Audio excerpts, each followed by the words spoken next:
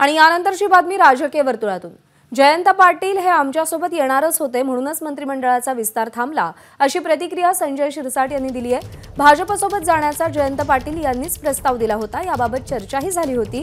आपण सर्व मिळून शरद पवार साहेबांना सांगू, हे बैठकीमध्ये ठरलं होतं, असा खुलासा संजय शिरसाट यांनी केलाय। हा प्रस्ताव पुण्यात दिला होता की आपल्याला आता भाजप बरोबर जायचं आहे। त्यासाठी झालेल्या बैठकीमध्ये ही सर्व चर्चा झाली होती आणि आता आपण सर्वजण मिळून शरद पवार साहेबांना सांगू, हे सर्व बैठकीमध्ये त्यांचं ठरलं होतं। आजही जयंत पाटील फक्त शरीराने तिकडे आहेत, मनाने अजितदादांबरोबर आहेत, असं माझं मत आहे। राहिला विस्ताराचा प्रश्न ना, आमची जी माहिती की ते येणार होते म्हणून विस्तार थांबला होता। कुणाबरोबर बैठक झाली होती आणि मग ते का आले नाही?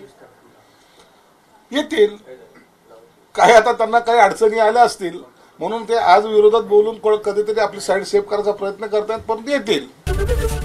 एबीपी माझा, उघडा डोळे बघा नीट।